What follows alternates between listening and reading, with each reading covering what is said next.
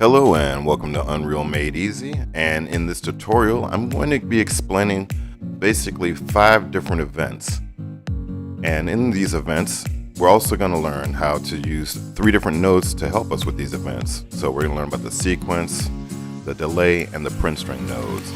And then finally, once that's all done, we're going to touch on enhanced input events, so that way it'll make it easier for you to understand. Without further ado, let's begin.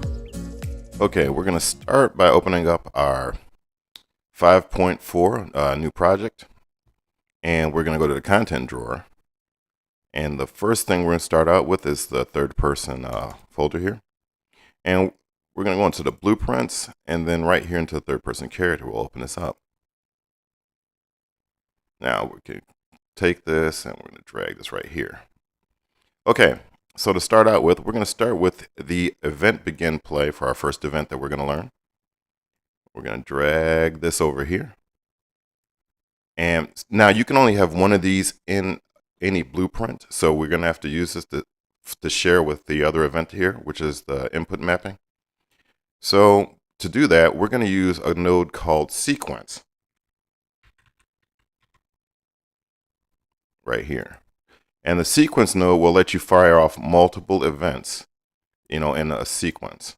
So we're going to move that over a little bit. And okay, go here. Now with the sequence node, you can use this or you can add extra pins, so you can have more sequences here. To get rid of these, you just hover over them, right click, and you can remove unwanted execution pins. Okay, next, in order to see this event trigger off, we're going to use something called another node called a print string.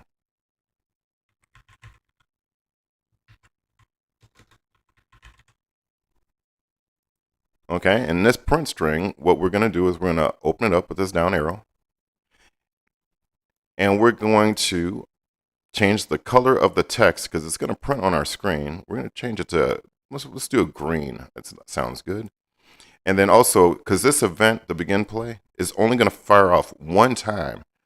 And it's only going to last for 2 seconds. But I'm going to change this to 10 seconds so we can see it a little bit longer. Okay. And for the print string, we can change the wording here. And I'm going to just have this node talk to us. So we're going to say, I am begin play. I fire once. Okay. Just neaten that up.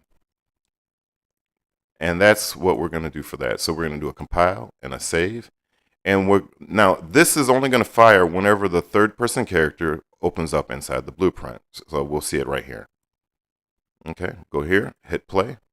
If you look in the upper corner, it says I am a begin play. I fire once. And then after 10 seconds, you're going to see it actually go away.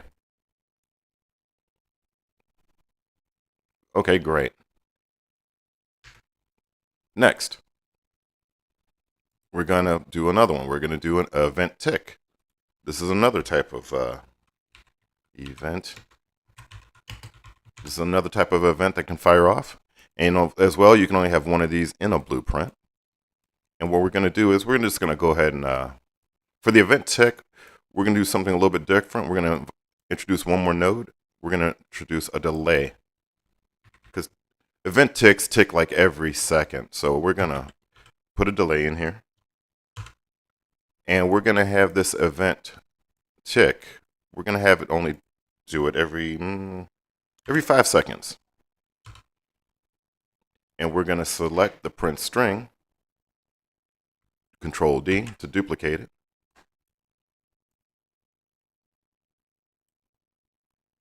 And we're going to connect it up. So after 5 seconds, it's going to trigger this event.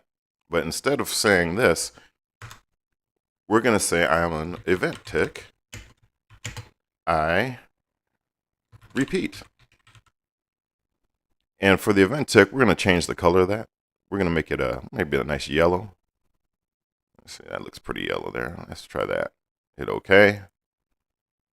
And then for the event tick, we're going to just have that tick every 5 seconds. Okay. No, I'm sorry. The duration will be 2 seconds, and the delay will be every 5 seconds. So every 5 seconds, it'll show the tick in yellow words. So let's go ahead and compile and save, and let's check that out. So we have 2 events firing off right now. So let's take a look. Hit play. See, I begin right here. And then after 5 seconds, you're going to see I'm an event. I repeat.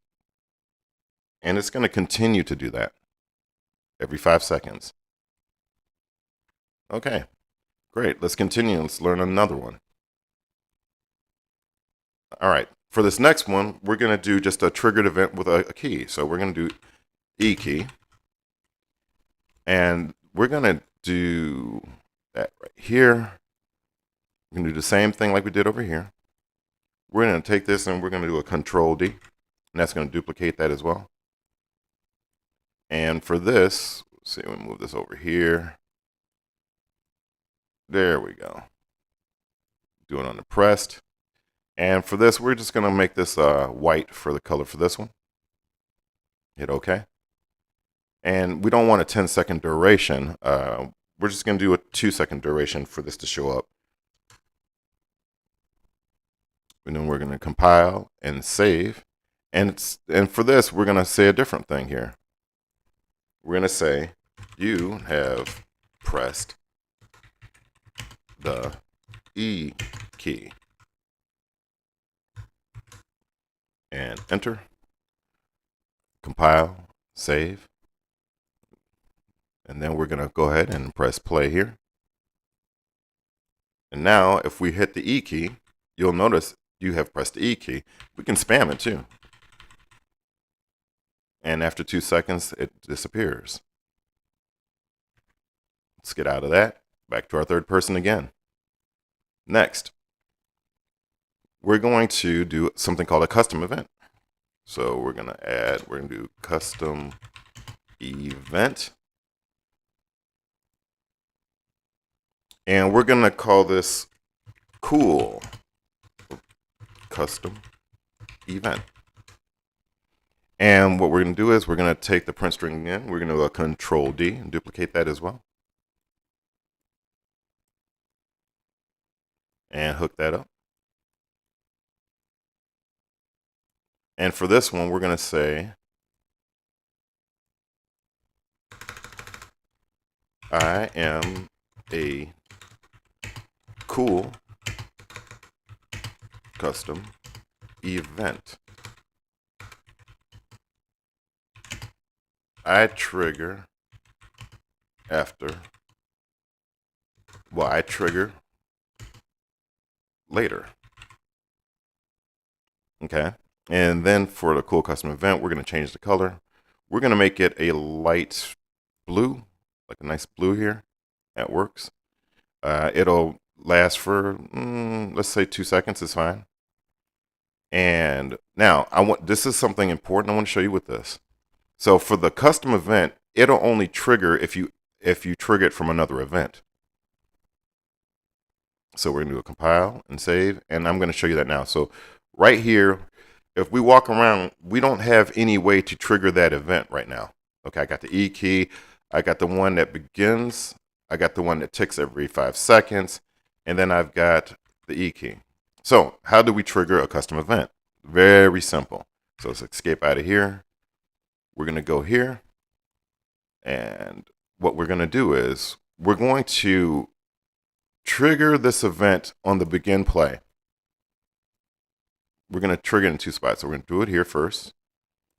And the way we do that is we can add it right after this print string. So what will happen is we can drag off of here. We type in cool custom event. And you see this? It's got the event here. Now this is just this right here. So once this is triggered, it'll show this, it'll print this here for 2 seconds. But it's going to print it right after the begin play. So now we got to compile, save. And then we can go into our map here. And then look, it just triggered. And it held up there for 3 seconds. Okay. Escape out of that. Now, we can go ahead and we're going to do it one more time, but we're going to use the E key. So we're going to trigger this event, which is down here, right after this. So we can just drag off of here, cool, custom event, add it. So now every time we hit the E key, it's going to say you press the E key. And then it's also going to activate this cool custom event right here. So we're going to compile and save. So we have it triggering in two places, once at the beginning and then once whenever we hit the E key. Save. Hit play. Now, see, right here, we can hit the E key. You have pressed the E key and you've got the cool event. And we can spam that. So now that custom event is triggering. Escape. Now, I got one more final event to show you.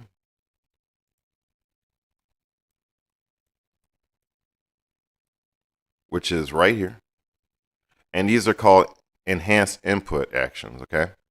So what we can do here is we're going to drag off of here into a print string. And for the print string here, we're going to change the color here. We're going to do a nice purple. Hit OK. And then right here, we can say, I have just jumped. And that's the input action here. So every time we hit the space bar, and I'm going to show you that in a second. So right here, we're going to first compile and save.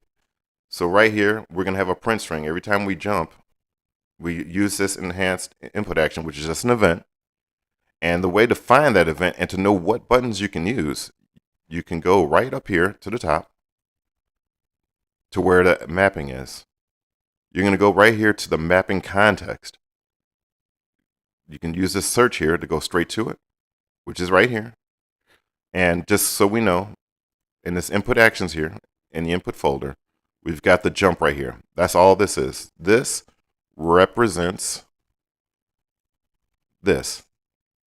Once you create this and you double click it, it makes this. This is what that pulls up. Now, but in order for this to fire, because it's just like a custom event, you're going to have to go back to the input folder, look at the IMC, which is the input mapping context. We're going to double click that. And in the input mapping context, this is where that IA jump is. The IA jump, if you open it up, you can use a space bar, the gamepad, or a touchpad right here. These are the things that will trigger that event.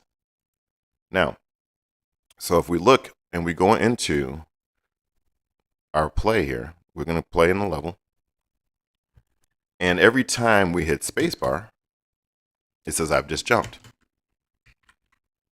And that's the basics of events. I hope this tutorial was helpful. I hope you understand events better. And click like and subscribe, and I'll see you in the next one.